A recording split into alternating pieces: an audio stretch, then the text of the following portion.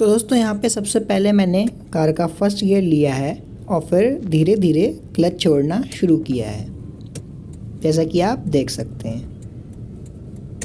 अब जैसे ही car first gear में चलनी स्टार्ट हो गई, मैंने उसके बाद सेकंड गियर ले लिया। उसके बाद क्लच से पैर हटा लिया और सिर्फ एक्सीलरेटर पे ही मेरा पैर है। अब क्योंकि दोस्तों यहाँ पे कार की स्पीड ठीक ठाक हो चुकी थी, तो इसलिए मैंने यहाँ पे थर्ड गियर ले लिया था और फिर थर्ड गियर लेने के बाद मैंने यहाँ से क्लच से पैर हटा लिया था।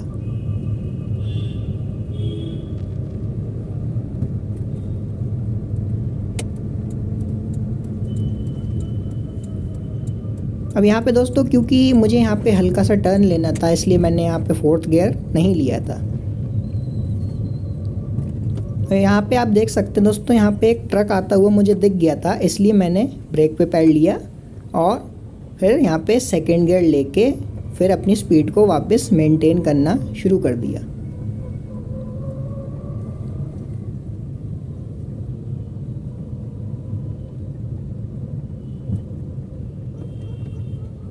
अब क्योंकि यहाँ पे दोस्तों एक क्रॉसिंग थी, तो इसलिए मैंने यहाँ पे थोड़ा वेट किया और सामने से आप राइट साइड में एक कार देख सकते हैं, उसको टर्न होने का इंतज़ार किया। जब वो वहाँ से निकल गया तो फिर मैंने सोचा कि मैं आगे बढ़ूँ, लेकिन फिर मैंने राइट से एक बस आती देखी जिसको मैं पास देने के लिए रुका रहा। अब दोस्तों यहाँ पे जैसे ही मैंने न्यूट्रल करी तो रास्ता क्लियर हो चुका था, तो इसलिए मैंने फर्स्ट गियर लेके वापस से कार को आगे बढ़ा दिया।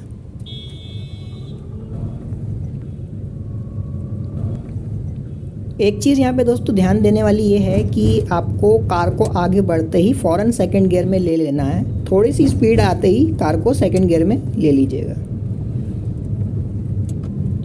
अब यहाँ पे दोस्तों क्या हुआ था, एक कुत्ता सामने आ गया था। जब मैं फोर्थ गियर लेने ही वाला था, उसी बीच वो सामने आ गया था, तो इसलिए मुझे यहाँ पे हल्का सा ब्रेक लेना पड़ गया था।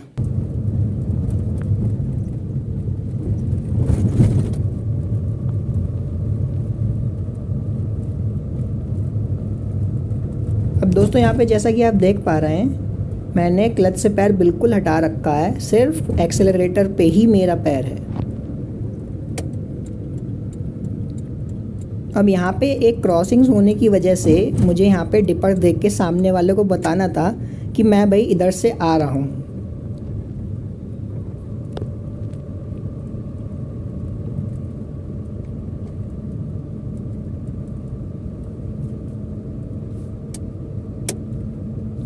अब यहाँ पे दोस्तों सामने से एक कार आ रही है और राइट साइड में रोड जो है वो थोड़ी ख़राब है, तो यहाँ पे मैंने डिपर दे के उसको रोकने की कोशिश करी, लेकिन वो नहीं रुका। इसलिए मैंने यहाँ पे कार को स्लो डाउन किया और फिर वापस स्पीड को मेंटेन किया।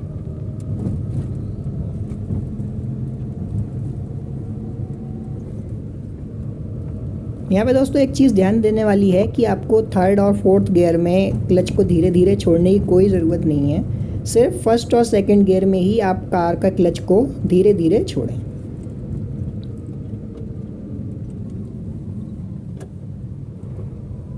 अब यहाँ पे आपने देखा होगा कि मैंने खाली फोर्थ से थर्ड गियर में आया और फिर स्पीड जो है वो पिकअप हो गई। क्योंकि दोस्तों यहाँ पे काफ़ी स्पीड कम नहीं हुई थी, तो इसलिए मुझे सेकंड गियर लेने की कोई ज़रूरत नहीं थी।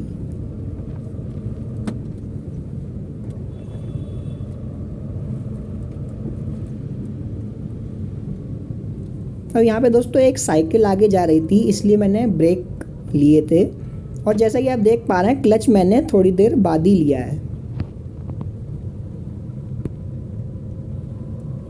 अब जैसे ही आगे रास्ता क्लियर होगा मैं ओवरटेक कर लूँगा।